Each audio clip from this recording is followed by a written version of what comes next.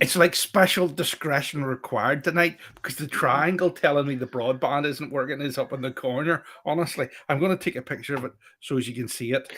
I am going to Did you take a not picture. get? Did you not get the full fibre in a couple of weeks ago? I did get the full fibre in again. How's that working out for you? I don't think it's as stable as it was before because it really had got really stable, and it was absolutely perfect. But it just seems a wee bit funny now. I mean, Yeah. it really does. I'm going to show you this because I've taken a screenshot and I'm going to load the photo up. That's what it says my broadband is at the minute. That's what it Aye. says. Beep, You beep. know. Aye. My phone's So just going. Hi, bear with me to just put this on to. So talk. If you're talking the talk, walk the walk. Sort that out. Aye. See, here's me down in little old rural Glenarm. My internet stable as anything. Oh, shit, we're blessed tonight. Mark Kerr's here. How's the grand, Wayne? Wayne? You must get the Wayne must be in bed. Mark, as always, a pleasure. Good man. I've listen. Got this. Given a bottle of this earlier on in the week by one of our viewers. I don't necessarily want to name him, but he brought me out a bottle. Thank you very much. This is quite nice. Not a big nose to it, but it's tasty. I know. He brought you a bottle. All I wanted was an early A6. I know. He was up. He was coming up to see these guys. He was coming up to see the Hinchy boys, and he stopped off. And thank you very much. Much appreciated. It doesn't have a big nose. There's no like Barry Manilow. No, but it's very spicy, and then it just sort of disappears into aniseedy sort of candy fruit salady sweets. It's very nice, very nice. There's a rye one. It's the rye one. It's 100% rye. Yeah. Yeah, good on pars. I must be picking stuff off of you because I almost thought exactly the same stuff as you. We were just saying that just before we went on air, and it's an unusual one, isn't it? Yeah, it's unusual. Still don't like the brand. Get back to the old classic cheap bottles and stuff. I'm not a fan of this. This is well, the branding needs to change. But anyway, thanks very much. Very nice. So this week we've got a visit to the auctions, haven't we? Yes, we were actually supposed to have a live guest on, but she's not feeling well tonight. So Serena, I hope you're feeling better, and we'll get talking to you. Hopefully, get talking to you soon. Yeah. Last night I was in the Go Sun last night, done a whiskey tasting in the Go Sun with my mate Stanley. I think everybody enjoyed it. It was good night's crack. So yeah, hope everybody enjoyed that. So yeah, was it a heavy night? Was it good night? Was it? Looks it. No, it was all right. I was well behaved. Some other people weren't. Some other people, shall we say, were 3 sheets to the wind. That's probably as good as we can put out there. Don't want to be telling people, telling tales. Okay, yeah, there we go. Yeah. Aye. Very good. So we've packed show tonight because we have basically got the news, and then we've got it's basically an auction special, isn't it? It is. Aye. It is. Well, we were heading down. I was leaving a couple of bottles off at auction. I was trying to do a bit of a clear out, and I took down some bottles that I thought, oh, no, don't really need these. Put them down in the auction. Hasn't made a dent in the place really. There's more stuff arrived this week. So my New Year's resolution of clearing some of the stuff out of here. You know, right. I have bottles here. That's packed. There's bottles over there. There's bottles all over in there, and it's all upstairs. And I swear, I really need to get something really good. Then get something. Yeah, well, there you go. Everybody's saying hello tonight. If you're saying hello, remember to comment, like, and share. Hit share to your friends, especially on Facebook and on YouTube as well. Hit that subscribe button. We're also on LinkedIn, Twitch, Telegram, and I was trying to check out to try and get Instagram to work and TikTok to work, but we haven't been granted the live streaming privileges yet. So. I don't know, and I'm still trying to work out D-Live. We're on D-Live this week. I haven't done anything different, and we're on D-Live. They leave We've us got to be work. on TikTok so the Chinese government can spy on us. I know, but the Chinese government might invite us out to Nine Rivers Distillery, Aye, and then put us in some camp liquidate us. somewhere. Aye, that'll be right. It's bad enough. Zuckerberg's watching everything we do. Oh no, Yeah, no. no. Aye. Oh, wow. Yeah, it was Madness. all good. Well, we do the news, won't we? I suppose we should. Suppose we should. But I've been talking to you, so I haven't uploaded it yet. So you may talk while I All right. upload them. We'll do. All right.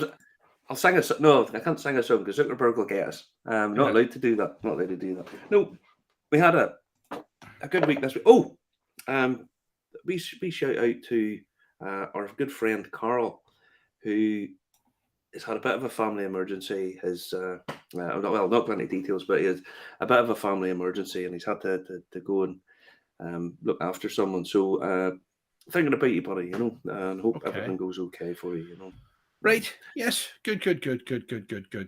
Okay. I'm ready to go. I've managed to do it.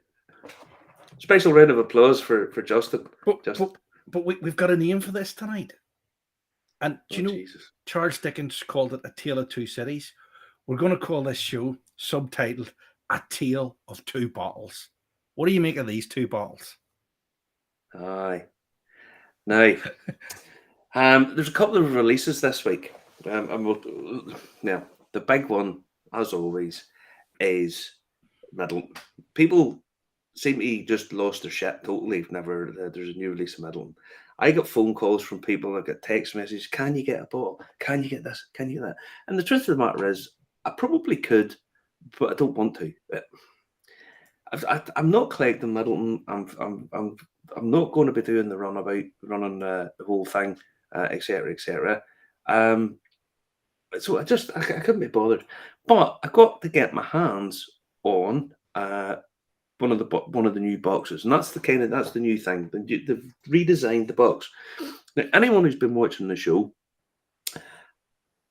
knows that I'm quite pro green stuff. I like people to go on and do the green initiatives and reduce carbon footprint and all that kind of stuff, because I think, one, it makes a lot of sense. It's very practical and pragmatic. Now, we all are aware of the old style box that Middleton came in right up until 2017. And then 2017 they changed and they put it in this box. Now, I'm not a big fan of change a lot of the time, but whenever you get this box, it made of wood, but it looks classy. It looks quite good. Now, It's enduring. It's durable. Yes. Now it opens out, and Middleton see themselves as the pinnacle of Irish whiskey. When you do that, it closes quite nice. I was kind of always under the impression that wood's quite an environmentally friendly product. Mm-hmm. Because if you cut down a tree, you can always plant another couple if needs be. Yeah. And it's kind of a renewable product. And it's made of solid wood.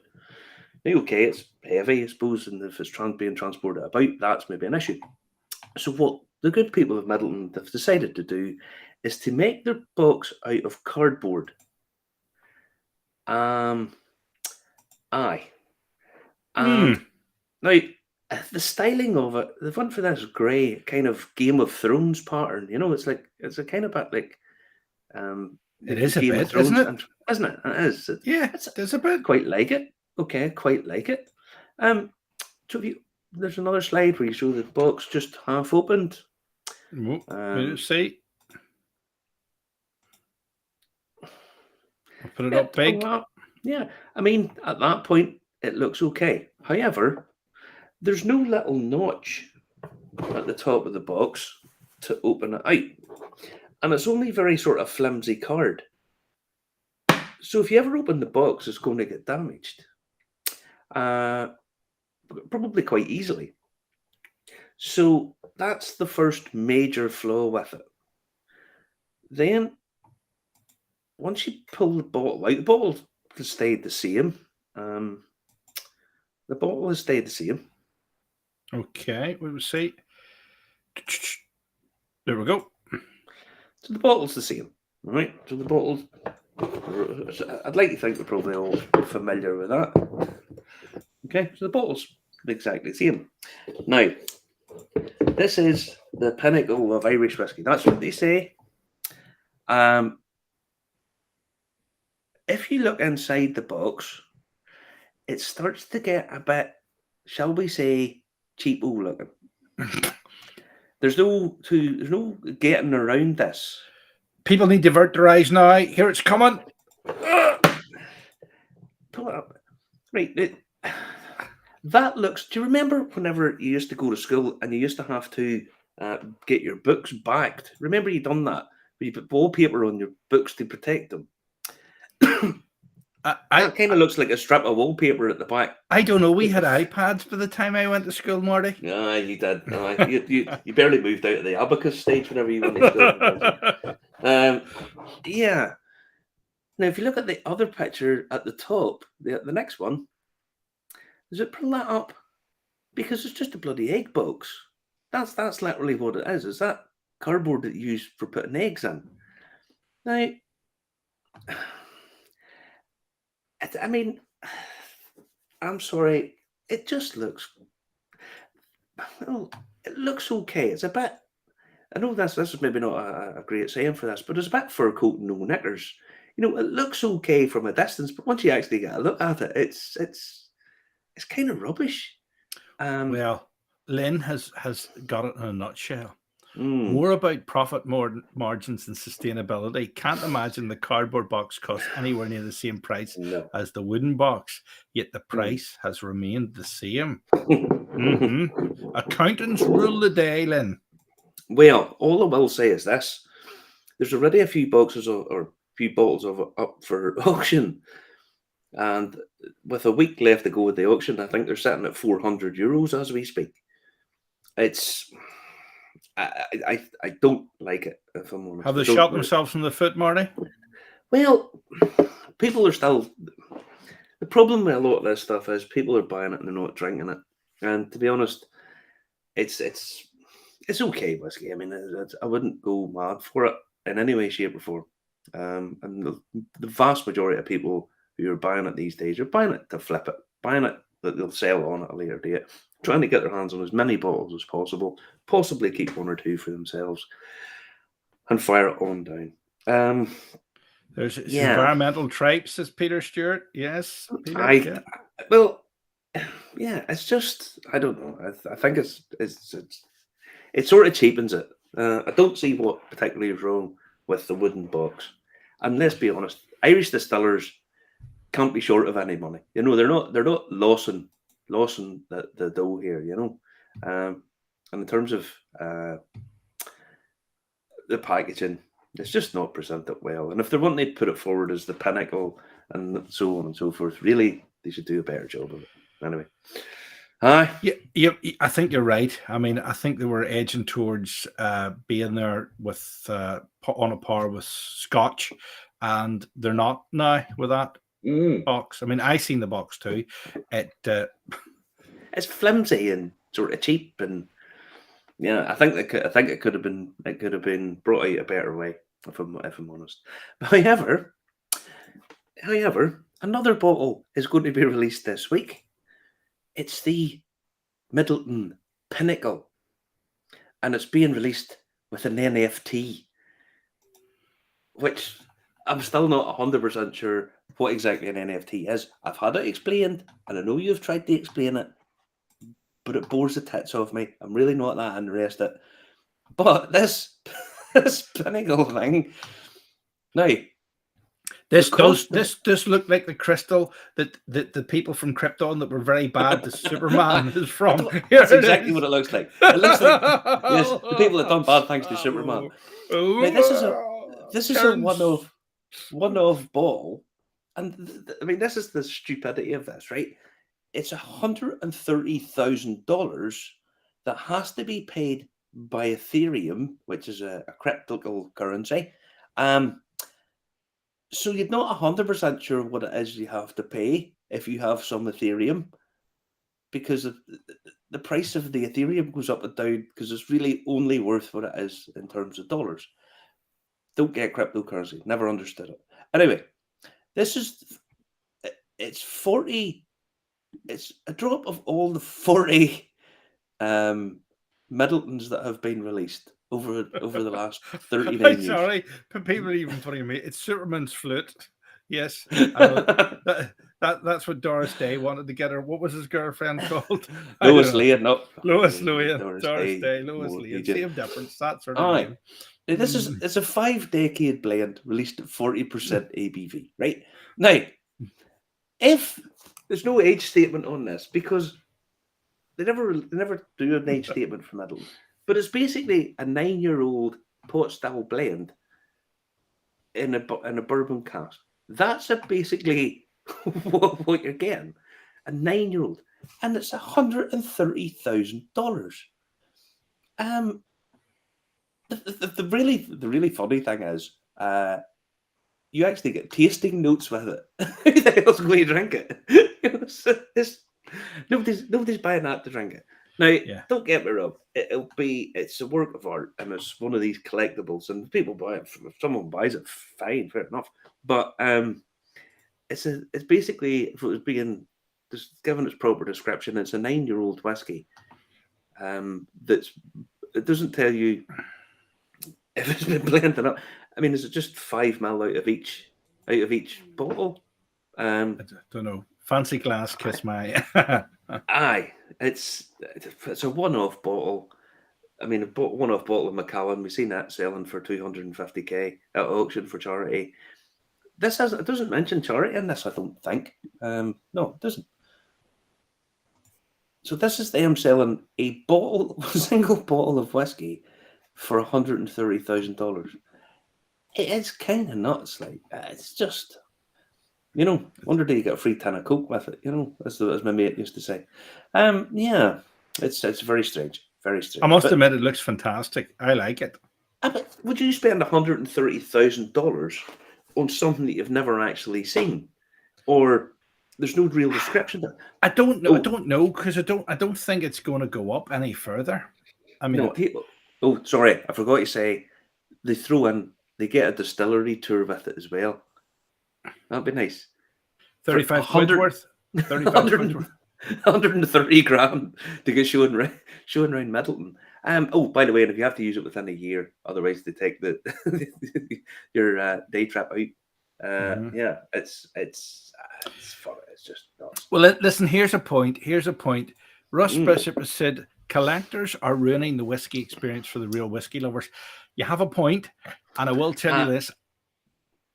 I listened to that podcast that Vic Cameron recommended, and I did tell you in the car that they advised that people should open their collectible whiskies and drink them, pushing the price of the ones they have up. It was an interesting article.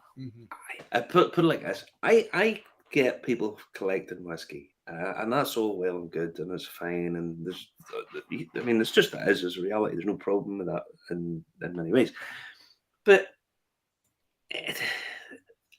there's too much of the collectible high-end stuff that people just aren't opening and drinking it, and it's a shame because some of the whiskies that are being collected, they're not really being opened. And we'll talk a little bit more about a couple of these in a wee minute, but it's just a bit sad that none of these are being opened, and people who have no real interest in whiskey are trying to bulk buy as many Middleton Very Rares just so they can try and fleece other people or drink it. And it's a reality. There's not really much we can do about it. Madness. There you go. Madness. People saying you could buy a lot more with your money for that. You could. But yeah, I mean, will it go up in the future? Who knows? But it's a display piece. Someone will buy it for a hotel, or I wouldn't necessarily say that Willie in Belfast won't buy it. But just because it's intrinsic value, you have to spend a lot of Ethereum.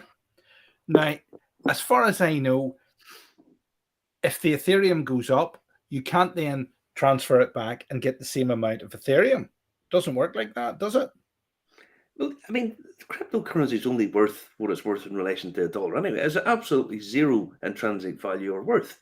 It's I think cryptocurrencies pretty much on just nuts. Though I don't get it. I watched the thing with Warren Buffett. Warren Buffett basically said that he wouldn't buy all the cryptocurrency in the world for $25 million because he says basically, oh, I have to. The only way I can make any money is by selling it back to the people that I bought it off. And there's a lot to be said. A lot of truth in that. Anyway, right. If you have a spare $130,000 or 85 Ethereum, get on it, Justin. I know you have. I know you have. Anyway, right. Next up. The Supreme Court of America has ruled that whiskey is a weapon. Now, not the whiskey bottle. It is the whiskey is a weapon. This is a bit of a strange one. A bit of a strange tale. Whiskey can be considered a weapon. This is because a woman called Chastity Hope Johnson was convicted of arson in January 2021. She set fire to her boyfriend's house. And what she's she an did arsonist was then. All right. She used whiskey as an accelerant to start the fire. So she got 5 years, including 3 years for using a device designed to accelerate the fire. Now, her defense lawyer said that you shouldn't be doing that because whiskey isn't such a device. But the Supreme Court said it was. So whiskey is now classified as a weapon by the Supreme Court of the US. So just like, put down your weapon. Yeah. That tenuous that one. Tenuous that one. Yeah, Chastity Hope Johnson. She sounds like a keeper. Yeah, her boyfriend, she went round to burn down his house. Yeah, used a bottle of whiskey to do it. And it doesn't actually say in the article whether it's Jim Beam, but they've just put Jim Beam up in there. Anyway, personally... Actually, it would have to be Jim Beam because otherwise Jim Beam would have a case for them going against the newspaper or going against the Supreme Court for bringing their name into disrepute, wouldn't they? Could, possibly. But she could possibly have poisoned him with something else, Just saying. This is classified as a weapon now. Yeah. Hi. Now, next up, we have... I'll just do that. Next up, we have... I'm not sure about this, so I'll be interested to see what people think about this. Perpetuity whiskey. And if you put up the link... Oh, no, we'll get struck off. Right. It looks like a little bit. The hammer is a weapon. No, we'll pull it up a little bit because you haven't clicked on the wee thing. It kind of looks like he's beating his nuts in on his wee friend, but he's actually fixing a cast. Look, there he is. His friends go, oops. Yeah, this is a whiskey called Perpetuity whiskey from the Leith Export Company up in Edinburgh. And what they're doing is essentially they are doing an infinity cask, which they tell you what they're putting in it. So it's basically a Solera type method, and they tell you what they're putting in it. So what the blend is and what all has went in this. Now they're selling the first batch 1,430 bottles, 45.7% ABV, and it's 40 quid, which seems reasonable enough to me. There is just a couple of little queries about it. They're sort of trying to be, if you go onto the page, they're trying to be fairly open and transparent. But, so it tells you it's 32% North British single grain, 7-year-old, Virgin Oak American Standard Barrel. Then it's 23.9% Deanston single malt, 9-year-old ex-bourbon, American Standard Barrel. 22.2% North British single grain, 13-year-old ex-bourbon, Standard Barrel. Then 21.9% Glen Tucker, single malt, 6-year-old, first fill, also sherry, hogshead. And that's what they tell you goes into it. they don't tell you what size the vat is, and is it just the barrels that are going in it? Like a single barrel that's going in, and is it going forward? What it's going to be? Then they'll not be able to tell you what the percentages are going forward. But I kind of like the idea of this. It's an infinity cask that you're sort of buying into, and I think I kind of like the idea. I'm just not 100% sure of the way that it's being put across, but 45.7%, 40 quid. If you get in now, you'll get on part of the story on the way forward. So I think it's pretty cool idea. As I say, maybe just a little bit of a tweak, and it probably could be a little bit better. I'm not sure I get that one myself. Well, the thing is, you've what they're saying is they'll get this vat, and as they take out 14, 30 bottles out of it, they top it up and bring it out. And I think it probably you could start on a journey and see where it takes you. So I kind of like it. I think it needs a little bit of work. Okay, good stuff. Good stuff. Where are we heading next? Well, there's a couple of other releases. That's one of the reasons that I'm wearing this. A couple of exciting releases, I have to say. Irish Whisky Awards Whisky of the Year was Dunville's Cask 1197. I was very, very, very fortunate that the guys sent me in a little sample of it. So I haven't actually tasted this, but this was voted Whisky of the Year.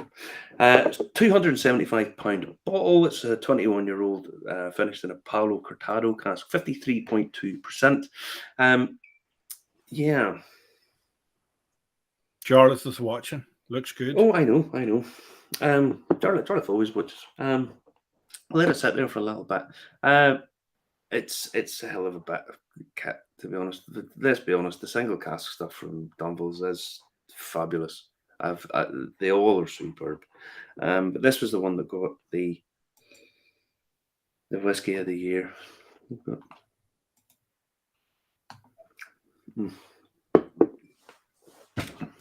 Wow. Good. It looks good. That's lovely. And really, really, really nice. Really nice. Yeah. That's Mark Thompson does their labels, isn't it? I think it is. Is it? Yes. Mm-hmm. Yeah. Yep. Well, you didn't happen to see his thing about the Ards TT the other night there on BBC iPlayer? A very good show that was as well. I haven't watched it yet, but I'll get around to it. Yeah, the Dunville's labels, the bottles, the whiskies are superb. Yeah, superb. They are quite expensive. There's no two ways about that. We are buying quality. Lovely, lovely, lovely stuff. Yeah, and they're doing tasting packs. Nice option that they have. They get a tasting pack. It's 3 different whiskies. I can't remember exactly what they are, Michael. If you want to tell us what the 3 in time, you get the 3 whiskies plus a glass in a tasting pack. I think it's £70. I think so. At least you get the option of trying out a few different ones. Yeah. I see Russ saying, "Does Justin ever get?" I can't. Justin cannot get them because he just drinks the whole lot of them before there's any tasting, before there's anything else. He gets them all necked, and if people leave samples for me with him, I never see them. No, that's not true. Yeah, but he is. There's an element of truth in that. No, I have wolfed my rye bit down me already. Actually, it was good. But I give him some of this. Go on.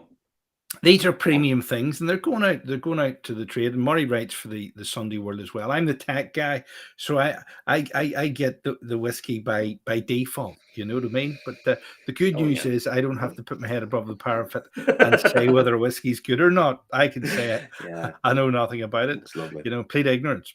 No, I usually do get a wee sample, but not always. And when Murray was away in America, I was going to all the events and eating and drinking all his food. He even took my mates sometime as well. But there you go. Don't worry, Justin's all right. I'm all right. I'm all right. I get looked after. I get fed the scraps. That's why I'm this size. Oh boy. Now another one. Bushmills have released their oldest expression to date. It's a 33-year-old port cask, 690 bottles. Now it's exclusive to the World Duty Free at Heathrow Airport, World Duty Free store, World Whisky store. Now it's part of the Causeway collection. Ain't cheap, £1,245 a bottle. Wow. 53.3% ABV. Now, this is a bit of an issue for me. The Causeway collection, 2020 was released. They had 13 releases that year, all over the world. Then you have a 2021, 12 releases. Then you have a 2022, had 9 releases. And the 2023, there's 1 release so far. So there's 35 bottles been released so far. And there's no real telling of when it's going to stop. So as a collection, is it just going to keep going on? What kind Is of it money is for- that for the complete collection? Isn't it about 20 odd grand? Is it? I'm sure it must be 20,000. And I don't know. I just find it quite. It's confusing in that it's a sort of never-ending collection. I mean, the Middleton people collect this and have it once a year, and they can test. You know, they can open them, taste different years, and taste different styles, and blah blah blah blah blah. There's no sort of rhyme or reason with the Causeway one. Some come in a box, some come in a tube, some come standalone, some come in those hexagonal boxes. It's just sort of confused and a bit all over the place, if I'm totally honest. And I wish they would come out and just sort of let us know what's going on, you know. But anyway, it is what it is. Oldest released Bushmills to date, 33-year-old port cask. I've had this one for a while, sipping over it. The 1995 Marsala cask. I even give a few samples away to people. It's beautiful, and I've every faith that 33-year-old whiskey would be just amazing. I like a port cask finish. Yeah, so There's a man in the trade saying Causeway Collection has lost its buzz. it has, and It's panache, it's cachet, yeah. you know, they'd have been better saying. They'd have been better turning around and saying, "Look, we're going to release 5 bottles a year, 10 bottles a year for the next 3 years."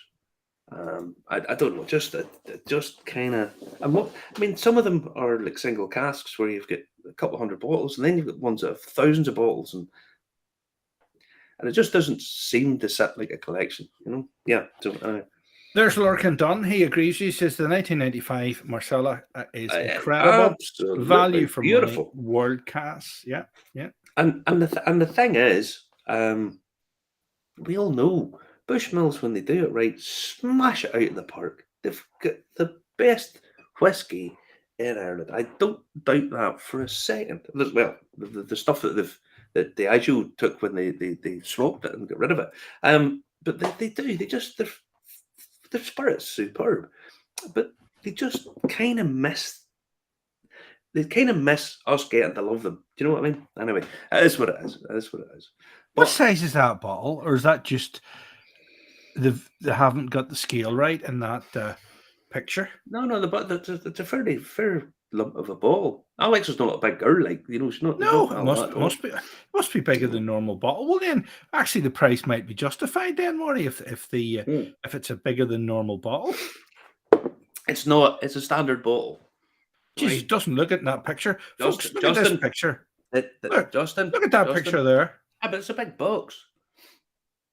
She's No, not. She's not there's on something that. wrong with the scale in that. There has to be either it's close up or far away. Maybe it's a Father Ted moment for me. This is close, Justin, and this is It's far far away. away. I know. There's Peter Stewart. Yes, we know there's 2 more coming in April, isn't it? We've heard about this. Are we allowed to say this? Are we? Well, we're not really. As far as I'm aware, there's another couple.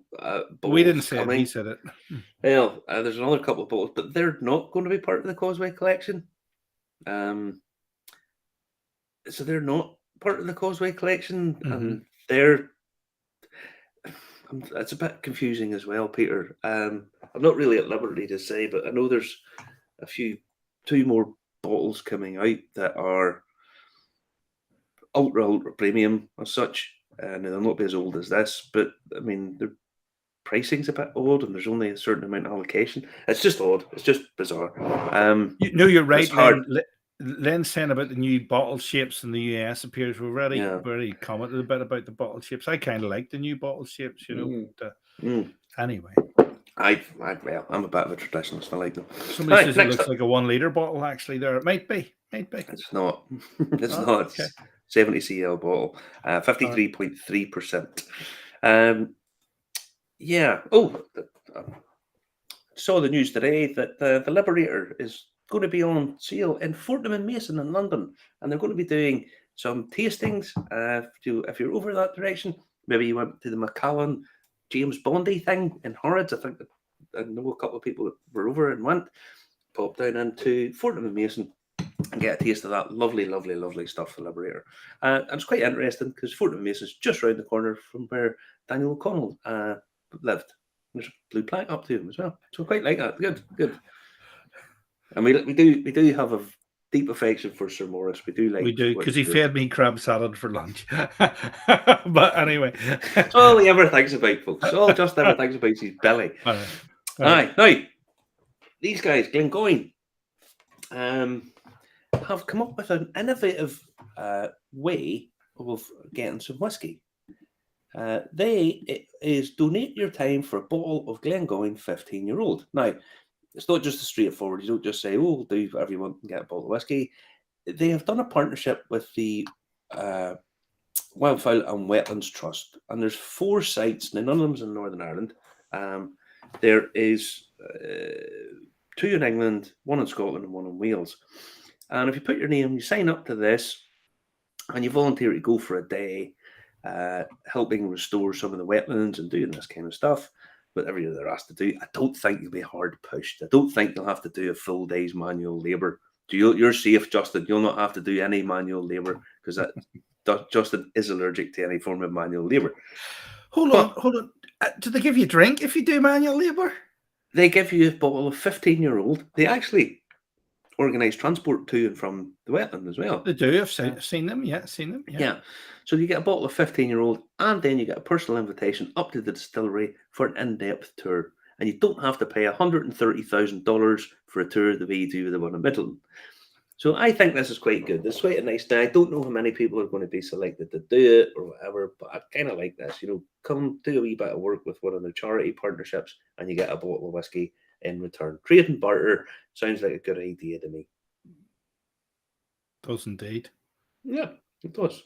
Does indeed. Now, last but not least, I read this the other day, and I genuinely was blown away by this. Tourist numbers to distilleries in the States. They don't bring up anything just yet, Justin. Okay.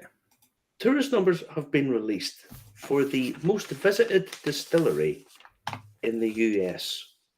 Can you guess the name of the distillery that's the most visited in the US and ergo the world? Must be a Kentucky one. Wrong.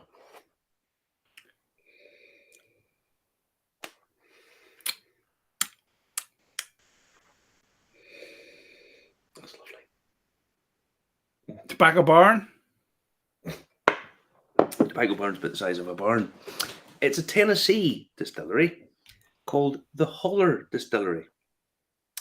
The Holler Distillery in Tennessee makes mainly moonshine, but they do whiskies as well. Now, I'm going to tell you that Guinness Storehouse got 1.1 million visitors in 2019. Okay, the most it ever had was 1.1 million. Jameson last year got 350,000 visitors at Bow Street. Not bad. And Scotland got 2.1 million visits for all of its distilleries, okay, in 2019. Hold on. 2.1 million for all of the distilleries in Scotland at 2.1 million. Hold on, I have a question to ask. How come Scottish whiskey is bigger than Irish whiskey if the Irish two nearly add up to more than all the Scotch put together? Yeah, hang on. Guinness got 1.1 million. Yeah, okay. It's a beer. It's a Guinness beer, is a different thing. Okay. And Jameson got 350,000. So all of the Scottish distilleries in 2019 got 2.1 million visitors. The Holler Distillery got 2.3 million to one Wow. distillery. One distillery. But just to put it into context, owned by the same company, the old Sugarland distillery, who have 4 sites. The Holler got 2.3 million. The Barrel House got 1.1 million. The Barn got 1.2 million.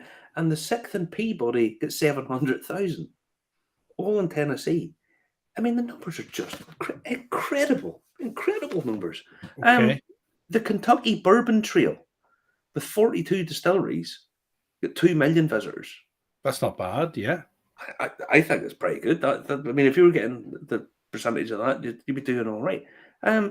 So one distillery in Tennessee with 2.3 million visitors got more than the record year 2019 for all the Scottish distilleries combined. I mean, it's just baffling. Mhm. Now, if you go to the Old Smoky, they have all this funky stuff, you know. It's all pumpkin It's all in spice. jars. It's all in jars, isn't it? Well, no, if you go onto the website there, if you pull that up and scroll down, Justin, that's all the moonshine. If you scroll down to the whiskey, it's all funky stuff. It's all like pumpkin spice cream whiskey and peach whiskey. It's all flavoured stuff. And I know the purists will turn around and Tennessee say, mud whiskey. That'll be nice. yeah, but I mean, Watermelon whiskey. It sounds all right. There's the peach, the stalwart of Canada. yeah, but I mean, well, Cookies the and thing, cream boke, cinnamon whiskey, fireball, blended whiskey, amaretto, no, bourbon ball whiskey might be all right to do that with poaching. Root beer, nah. Cookie dough, no. Peanut butter, mint chocolate chip, strawberry, elderberry might be all right. Pear might be all right. You never know. it's good. It's good. I love these Justin's whiskey reviews. So in depth.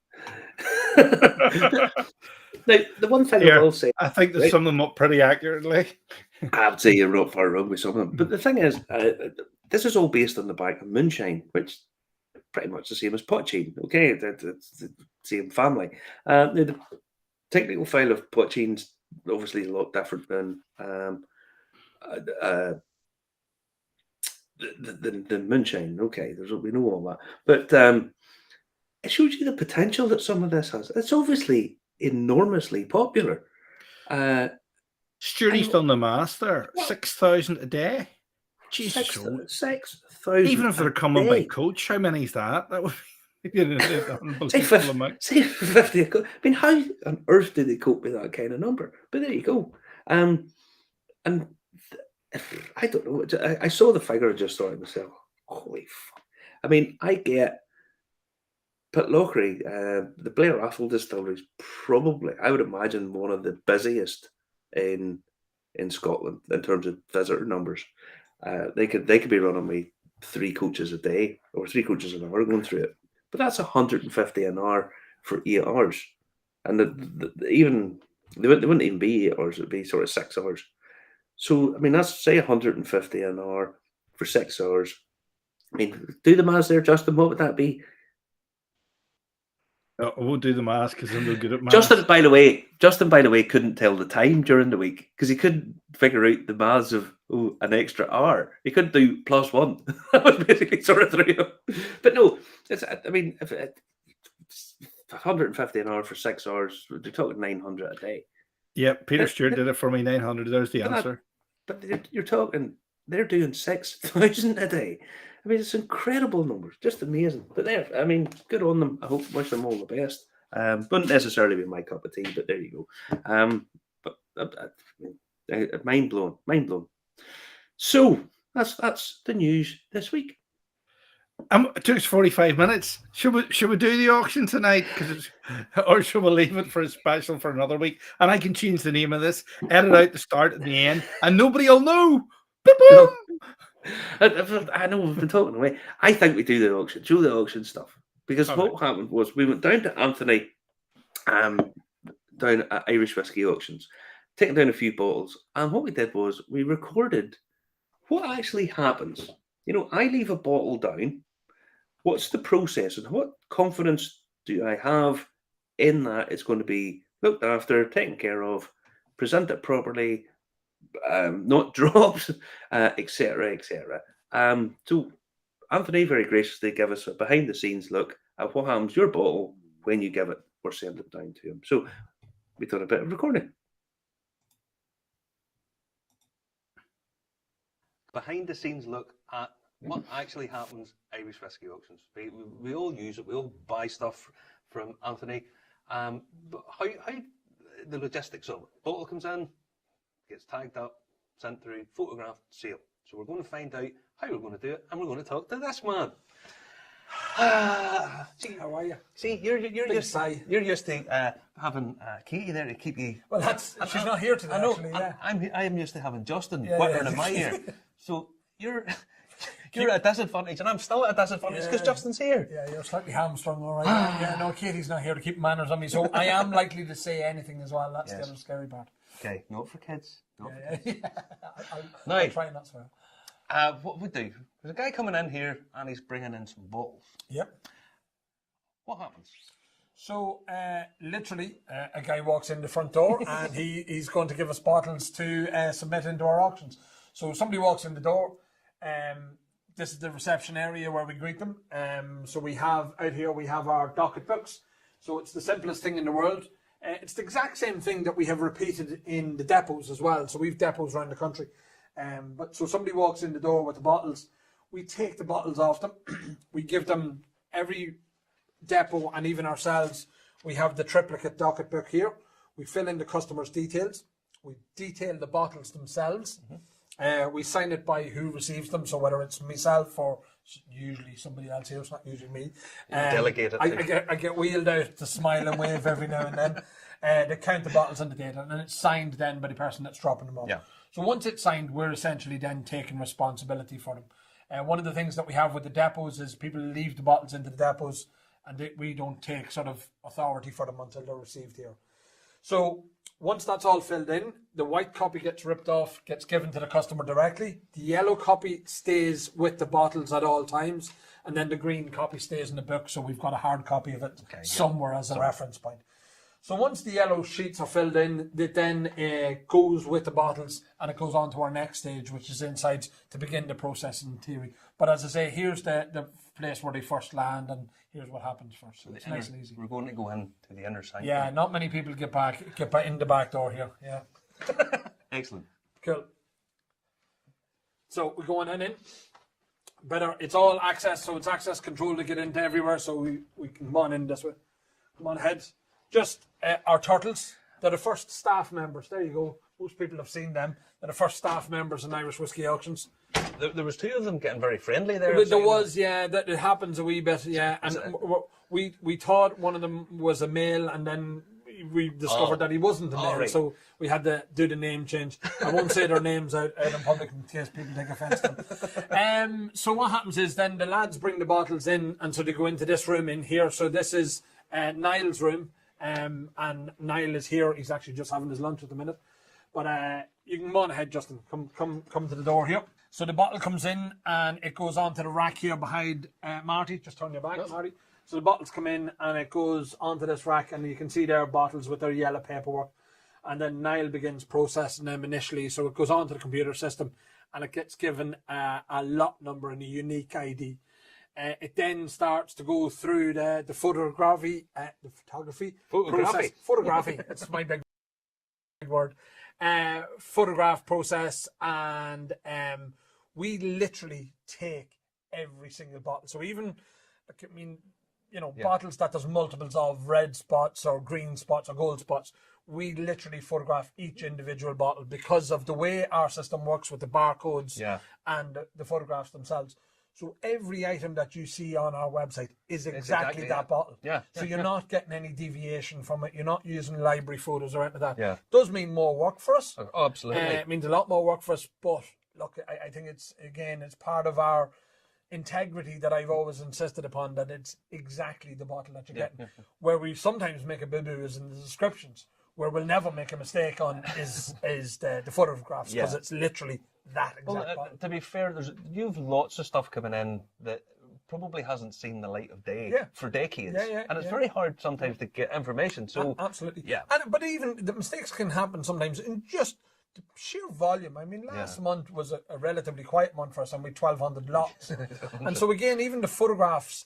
I mean, the amount of storage space that we need for the photographs. I mean, we're on average, you're talking 3 or 4 photos per item. Yeah. So you've 1,200 lots. You've 5,000-6,000 photos.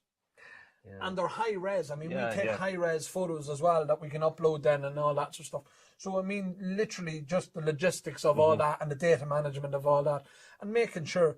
In the early days when it was just me and Katie, we used to have to sit and map the exact photo to the exact thing. And do you imagine a bottle of Dingle that has the only difference between the one is a bottle number? You were going what we called bottle blinds because you were sort of squinting and 10 o'clock at night after a day's work, and that's what you were doing. So that was that's what comes in here. Like, just whenever you bring something in, these days you have to be. I mean, you have to be aware that there are copies and things that aren't legit or things that don't look like.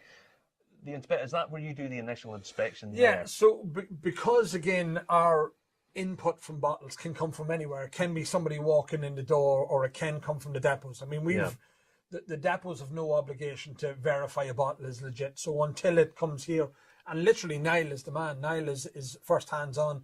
Niall's our longest employee. He's with us 3.5 years now. At this even stage. more than even after the turtles or before the turtles. No, he came after the turtles. The turtles were I think about 2 weeks before him, but Niall's been here since then. But Niall is first man hands on. He's nearly hands on every bottle, and he handles it multiple times, and we'll see that Niall's multiple roles within the business. But so initially, he'll be hands on. Yeah. So he'd have an eye now at this stage as well, and we've set in processes that he goes through to check the bottles to make sure they're right. Any questions, then he sets it aside, comes to me or comes to Robert, and we start looking at it and we say what it is. We're not there yet. And I know most people have a concern about counterfeits and stuff like that. Yeah. We're not as well matured as the Scotch market. No. And the value isn't in the bottles yet. Although, but it's coming. It's coming. Yeah. And the truth of the matter is, I mean, the best auction houses in the UK have already been caught. Oh, absolutely. There's been court cases over them. They've themselves have been involved in investigations with the police in the UK, and they have had prosecutions out of it. But look, it's like everything. It is watches. The same as everything else. Yeah. If it's too good to be true, it probably is something wrong. If there's money to be made, you can bet your life someone's doing it. And that's why someone like yourself buying through here, you have the stuff that you want to sell, but at least it's getting verified. Don't be buying stuff off some guy in a car park that you meet on Facebook. We'll never, and I mean, I'm nearly very precious about that. At the end of the day, I'm putting my name to any bottle that we have on the site, and we have to stand over it. And again, if something goes wrong, if somebody says, well, actually, that's not what you said it is, or that, at the end of the day, we have to make it right. I mean, we have to look after our customers and that, and it's a big job. I mean, a big responsibility as well. I mean, you're processing in through all of these. I mean, how many bottles a day are coming through here? Do you see it in waves? Does it just after the last auction? Or we're constantly. It's literally constantly. I mean, you can see the racks there. I mean, it's literally. Look, in the early days, you were sort of clear the decks, and then you'd wait again. You'd a week gap, but it's literally now just perpetual. It's constantly. I mean, and again from the depots, we've mechanisms now for people sending us bottles from out of Ireland. Yeah. So we get an awful lot coming in from the continent now. I mean, again, look, Brexit was difficult for the UK, but I mean, it was nearly a blessing for us because we're still within Europe. We're one of the few whiskey auction platforms within Europe. Whisky Auctioneer only last month, was it, that they said they're closing their German base. So we're one of the few things, and that's the challenges for people. So they're sending us the bottles now from Europe. We process them here, so the couriers are literally arriving daily now with stuff. So it is just continuous. I'm just looking at these here. That's a sturdy shelf. I worked in manufacturing, and that takes a hell of a weight. They do, yeah. I mean, each shelf. I think when we were speccing them, I think each shelf is rated for something like 200 kilos or 175 kilos. Yeah. So I'm not thin. I think would be a fair description of me. Have you met Justin? Justin, yeah. Well, I'd rather keep you a week as a fortnight. I'm not a wee stick inside. You're not a wee man. No, I'm not a wee man. So, yeah, look, it's one of the things, again, that you have to have the shelving right. I mean, look, we've worked hard to get the processes right. Oh, absolutely. And a lot of it was trial and error. It was never done in Ireland before when we set it up. I mean, what was I going to do? Knock on the door of Whisky Auctioneer and say, listen, give us all your business secrets there and tell me exactly how you do these things. So a lot of it was trial and error with us. Yeah. And I mean, I think we've streamlined it now. A lot of people have commented that the process is nice and simple. Oh, I think it's flawless, really. Yeah. I mean, I bought loads of stuff off you, and there's never been an issue. I've never had anything issue. But the thing is, and that's always been, even the depots was an idea of mine initially, was what's the barriers to people doing business with you? Yeah. Well, the barriers were, most people wouldn't have the packaging material at home. And then they were worried about shipping something with the couriers. Most couriers, all couriers don't insure the goods. That's one of the big things. There's no insurance on it. They don't, in fact, some don't even accept liquid, glass and alcohol. Yeah, exactly. It's the trilogy of no-no. Yeah. So that was a barrier to people doing business. So I said, well, how can we remove that? We get depots where somebody can literally walk in and go, here you go, and we get the bottles. And look, we're great with our partners, the depots we have around the country. Some of them are really, really busy, and they it's fantastic. Yeah, it is fantastic. So and I mean, these guys bringing them down. Say one depot has 100 bottles. We send a van. You send the van down. We literally, our vans go and collect them from the depots. And you're insured to bring them down. Once you pick them up, that's it. Yeah. Okay. And again, but the work involved in that, like one of our depots is in Cork, so that's a 700-800 kilometre round trip, and we do that in a day. So we literally, either myself or Robert, get up that morning, head to Cork, do a few pickups along the way. Your turn. Yeah. You don't have to. I'm the boss. You're the one. No, I never said that, Robert. But then, and he turned around, load up the van, and the van can be full. You seen one of the consignments that came in the other day. I mean, there was nearly 600 bottles in that one consignment. Yeah. I mean, that's a huge undertaking that we have to do, and then all the processing. I mean, it's a lot of work. Yeah. We're now a team of 6. 6 full time here in the office. So it's I mean, it's fantastic, and I mean, we must get inundated. I mean, 2023's just been released. Yes. I assume this auction and the next auction, you're expecting a deluge of these. You don't know, and you don't know what. I mean, particularly this year's one. I think it's fair to say that it's getting mixed reviews. Collectors are sort of going about the box and about the price point and all that sort of stuff. You don't know. Yeah. You literally, certain ones, you know what's going to happen. What is more the fuel for that fire is if something sells the previous month at a high price. Okay, yeah. I mean, we've had loads of examples of that. Titanic was one of the ones. The Titanic gift set. I mean, we sold one, it went for a high price, and I think the next month we had 40 of them. We serve two masters in that the fact that we have both buyers and sellers. And my job is representing the seller. I have to get them the best possible price. Yep. But as the buyer, I'm trying to get you it as cheap as possible. So we're in that weird juxtaposition of what do I do? So we're always trying to balance that. I mean, if we put 40 of one item into it, we're just going to drive the price into the price. Absolutely. We're not trying to control the price. We're not trying to do anything. But I'm just trying to be true to those that I have to look after, and ultimately that's it as well. Yeah. So that's it. Cool. So comes in photographed, and now it goes to where? It goes onto this rack, and then it will go down to the auction room. We can go down there in a second. The auction room, right? Yep. Let's go. So continuing on, so after it gets photographed, photographed, it then comes down the room. I don't know if you've seen, we have a high-tech transportation vehicle for moving the bottles. I don't know if you've seen that. Is it still there? No, it's gone. We have a very high-tech transportation vehicle. So basically state-of-the-art. State-of-the-art. Carbon fibres. Yeah. Oh, God, look at this, huh?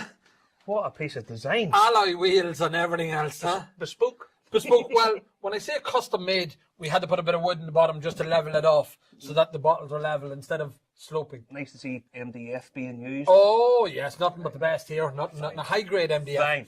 Yeah. So that's our custom vehicle for moving the bottles. I recognise this place. This is look. There's our funny fuzzy bunny. Oh. So this is the auction room. This is every month. I mean, you're not really seeing it at its full glory. Yeah. The racks are empty at the minute. We're starting to fill up now for next month. And as you'll see along the front, Justin, you see the numbers. So what we'll do is we'll start grouping the bottles into their numerical order. And then what happens is Niall the man, comes down and he will literally rack this entire room in numerical order. So every bottle is literally one after the other. Niall do overtime, does he? No, he does a wee bit. He's got help lately. We've increased the staff. Too soft on him. Yeah, too soft on him. Get more work on.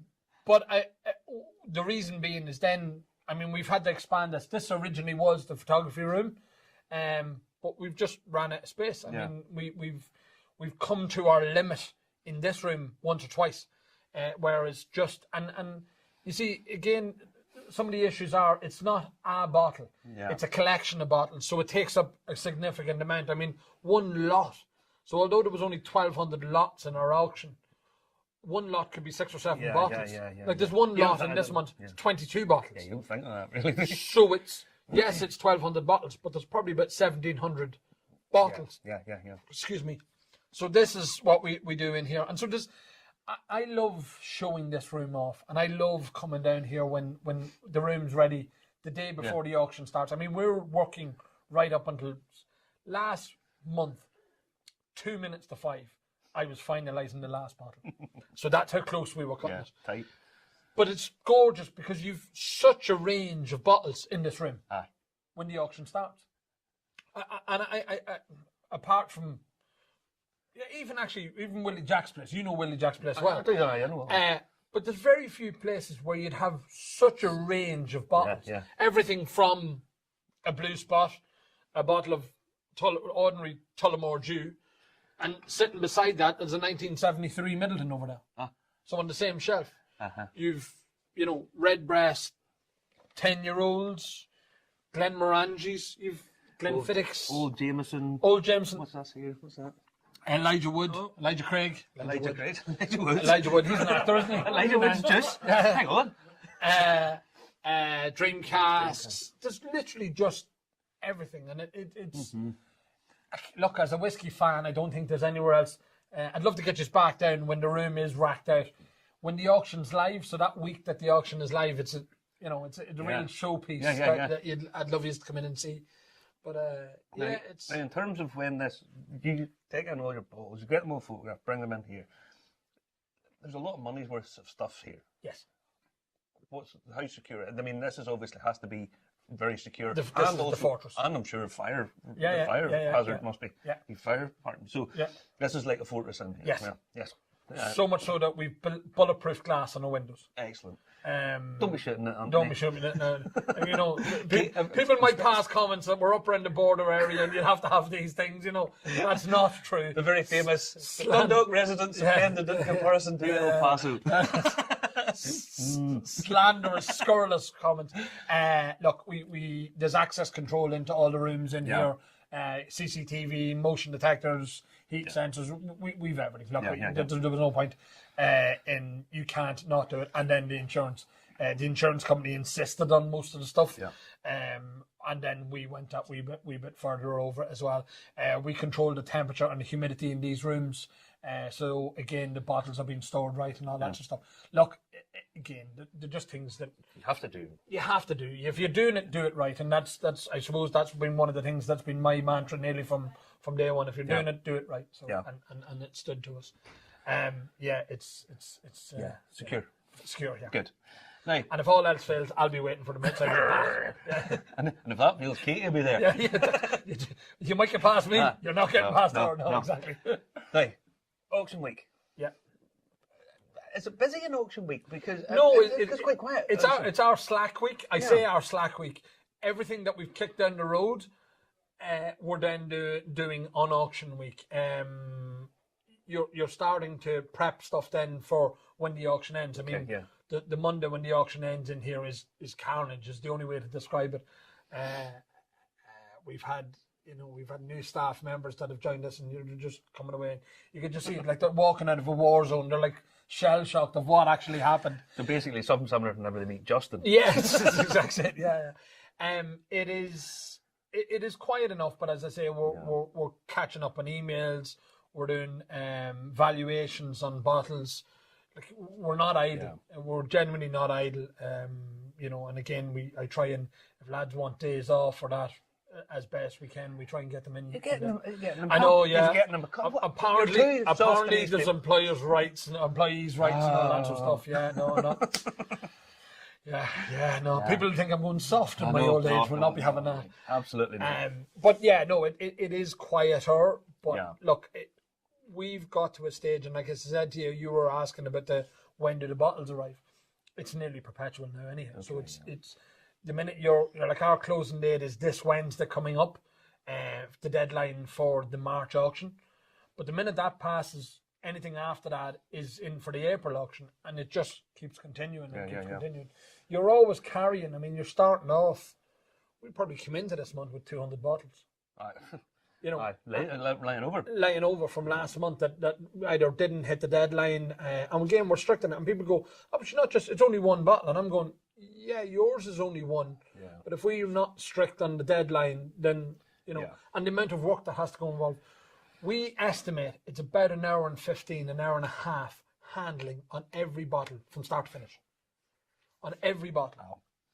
So it's from the minute, somebody meets you at the door, takes the bottle off goes into Niall's room, Niall, handling right the way through. When it comes down here, it goes onto this rack.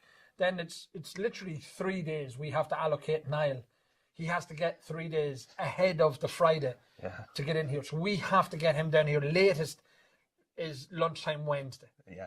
We've got to get him into this room so that he can get ahead and start. Because again, if we don't do that, then what happens when the auction ends? And it's all a cascade. If we get him in early and the bottles are all organised, then when the auction ends, so you get the packing slip, as you know, you've had it yourself. So something comes in and you literally come along with the lot number, you go along the racks and find the exact bottle and send it. And again, because we're shipping so many bottles, the lads have to be sure it's exactly the bottle. So that's part of the joys of all this as well. So auction ends. Yeah. Then comes the fun. Well, it's usually first to show me the money. I'm like Tom Cruise. I'm standing. Show me the money. Right, the money comes in. Yeah. Ka-ching. Yeah. Right, ka-ching comes Anthony's looking at flights to Hawaii. Katie's looking. Handbags and shoes. And to make sure you don't get a flight. He's not going nowhere. I'm getting a handbag. Yeah. So, people pay the bill. People pay the bill. We then have I assume you use Niall again. Strangely enough, he is involved in this as well. Maybe people are beginning to realise that Niall is actually the brains behind this. I'm just the idiot that stands and shouts about it. It is strange enough Niall is involved in this. So what happens then is, once they make payment, we then print out their invoice or their packing sheet. We come down to the room, literally, as you can imagine, after the auction ends, it's piles deep. So the lads start literally picking to come in. So we've part-timers come in then as well. And they come in and they'll go along and they'll pick the bottles. And then it goes into our next room, which is where we're going next. Next, into the packing. The packing room. Go ahead there. So look, auction room. So then it goes on to the packing room. And we have to put these on the door because in case we get lost. Such a big building. Is that not it? Aye. Yeah. Oh, yeah. And do not eat peanuts, may contain nuts. Yeah, that's it. So then it comes into this room, and this is the packing room. It's not big enough by any stretch of the imagination, as you can imagine. We get ahead. So again, one of the things you asked me about on the quiet week is we literally make up all the cardboard boxes. So we'll make up, hundreds of the cardboard boxes, and not hundreds because again our storage space. Yeah. But I mean, you imagine the cardboard we go through. You must. We've another warehouse across the yard that is literally pallets and pallets. Today alone, 4 pallets of cardboard. Aye. And the price of that, as you can imagine, it just went through the roof. So we've been doing that. So the boxes come in all like that, all flat packed. We then pre-make them up, so we'll fold them up and they'll be made up on the shelves like that there. We got our boxes specially made. You commented on that a few times, Tom. Our boxes are hard. We literally get the hardest grade practice. They're all double walled. I have never had any issue with anything of Yeah, that before. and they've got to be. I'm perfect. not saying the couriers are, but I mean, come on. I, like as I said to you, we were talking there earlier on. I said we've had a Middleton very rare smashed. Like how? That takes effort. That, like, you know, literally, he was driving the forklift of the lorry over. He went, sort of put it on the other wheel, back to me, and he went over it. Yeah. So that's one of the things we do in auction week. We make up load of the boxes and get all the stuff ready, and we hold stuff. An awful lot of our American clientele want to amalgamate the shipping together. So if they buy over 3 auctions, we hold it for free for 90 days. So we can then hold it, store it, and then put it all into one box and then ship it over to them as well. So that's one of the things we do. But we have some nifty equipment here. Okay, right. We wrap our bottles of whiskey in paper. Aye. And sure, who in their right mind did wrap it in paper? That'd be the $1 million question. Look at that. That's some better kit. Isn't that some better kit, huh? Oh, here, no, hang on. Yeah, go on. See if you can work it. Now, it's complicated. Actually, I have to give you formal training. Okay. Don't stick your fingers in there. And if all else fails, with your other hand that's not stuck in there bleeding, press the big red button. Right, okay. Okay, that's try that. Training done. That's training done. Health and safety. Health and safety. I was going to give you goggles and gloves, but you can do feck all with them on you. Look at that. I may take that home. So that is literally sheets, bales of paper. That is big bales of paper. And that's called a Ranpack machine. That's so bad kit. Wait till you hear what the Ranpack is. Random packaging. Okay. That's clever. And the reason being was one of the challenges we had at the start was I went to a guy in Dundalk, actually is the agent for these things, and said, look, we're shipping bottles of whiskey. And he went, yeah, it's just, you know, everybody does it. Here's what O'Brien's use. I said, yeah, but O'Brien's are using a bottle and they're doing multiples of the same bottles. A person, for us, for example, say you buy something for us, you can have one small bottle, one tall bottle, one squat bottle, a picture frame in it and everything else. So it's random. And there's no uniform packaging sizes. So he said, I have just a job. So I went down when we were only starting the business. I give him a bottle of Michael Collins, the big fella, you know it? Big awkward bottle to pack. And I says, look, that doesn't fit in the standard inflatable. So he wrapped it in the paper, and I'm going, okay. And he was literally, not a word of a lie, he was bent over the box like this, and he just went, woof. And I was like, ah! And I came down, and I went, I won't tell him how much that was worth. And he walked over and he opened it up and it was intact. And I went, that's the machine for me. That's exactly the job for me. Could that why not work for DPD? Yeah, no, yeah, I think he was the instructor. But it allows us to do, so we don't like to use peanuts. So any of the peanuts that you see are inbound stuff. So stuff that comes into us and we try and recycle it, obviously, again. But from an environmental point of view, Katie, it was something we done from day one. Katie just said, look, I want to be as environmentally conscious as we can be. Mm-hmm. There is limitations on it. So the likes of the beans and all that sort of stuff, they are environmentally fair. But can you imagine the amount of them that we would need to use? Millions. So we use up loads of them. So that's what this machine is. And then we have the Giami, which is rolls off that and it becomes like an accordion. And again, honeycomb. So it's like bubble wrap. And then you have the inflatables and we've... it's not on at the minute. We've our compressor and all that sort of stuff. So then we box it up and we label it off and get it shipped. So and then it goes. And you ship all over the world. All over the world. I think the November auction. I think it was 28 different countries we shipped. So again, it's a logistical thing, logistical challenges. You know? Yeah. Right. So when you leave your bottle with Anthony in here, you've now seen the process. They ship all over the world. I don't think they guarantee next day delivery, but some impressive next or near it. And the bottles, they're packaged, they're fantastic. A really, really slick, easy, quick operation. You can't really get much better than that. And we use Italian wrapping tape. Italian? Yeah, it's fragile. Fragile. So it's rather than Irish, because we will obviously, when it's international, has to be international. So it's fragile. Fragile. Yeah. So just so you know, it's a bit like photography. For the photography. Anthony, thanks very much. No bother at all. You're very welcome. Cheers, Good to have buddy. you. All right. I give it. Where do you want them shipped to? As far away as possible. Oh, is that good? That was really good. I love that machine. That It must have cost them a fortune in packaging. I mean, but it was superb. Really, really nice. Go down. Shout out to Sinead, by the way, who went and got lunch. Thank you very much, lovely Sinead, that went and got that for us. Yeah. So now you know that when you send stuff down to Irish Whisky Auctions, that's the process. I've never had an issue with anything I've ever bought or anything I've ever sold. You send it down, get it, take them down, whatever. There's no depot in Northern Ireland. There's a few down south in the Republic, but they are looking at. They're trying to get something up in Belfast, but it's not there yet. But it's down in Dundalk. It's not that far away. You can run down. We did it, although we were supposed to be at a meeting, Justin, weren't we? And Justin couldn't remember the time. There's over plenty of time because I'm obviously talking and Justin's behind the scenes with the camera. Counting down, thinking I've got loads of time left.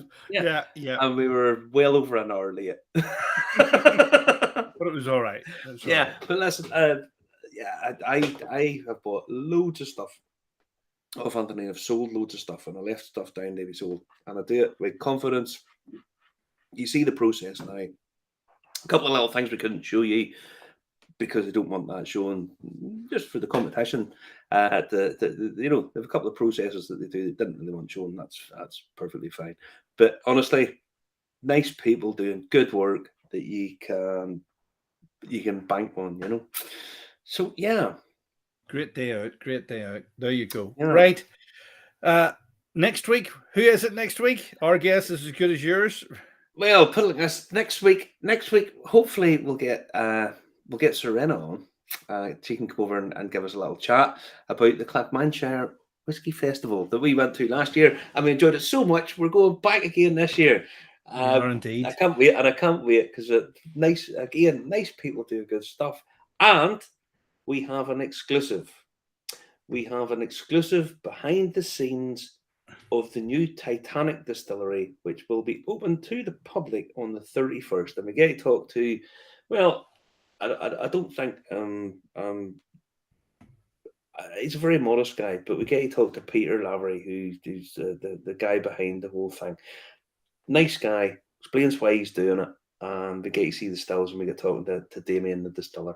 So we got a behind the scenes look just before it opens. Good stuff. So make sure you tell your friends, comment, like, and share. We're on Facebook, YouTube, LinkedIn, Telegram, Twitch, D-Live. It worked perfectly tonight, D-Live, without doing anything. It was brilliant. Hopefully, get subscribe on YouTube, by the way. Don't be doing too much on TikTok in case the Chinese government come and execute us. No, but hit the subscribe button on YouTube and so on and so forth. People were anxious about a boat trip. We don't know when we can fit it in. We don't know when we can fit it in. We'll hope to. We might try again. We'll try again, and we'll see if we can get it. Guys, if you are interested in the boat trip, send us a message and let us know, and that way we can get numbers. Because we might do. If we could do one, we could maybe do a couple kind of thing. You know, do you know what I mean? It's nearly as handy organising a couple as organising one. I know. You know. Okay, great stuff, Marty. That was excellent. Thanks for bearing with us tonight, and hope Serena, if you're watching, she's probably in bed. Yeah. You get well. It's I'm thoughts out to Carl as well because I know he's getting a little bit tight. Yes, you know. And I hope Mark. I see you mentioned publicly there. I hope the wean is. Better as well. Sorry. Scarlet fever. It can't be pleasant for the wee boy. But wishing Sebastian all the best. A local trip. A local trip. We might watch this space. Watch this space. Something. Might have something in the pipeline, William. Just watch this space. Settle down. Settle. Right. It was a good show. Very good show. Thanks for that. Cheers, guys. Thanks, everybody. Night. Night.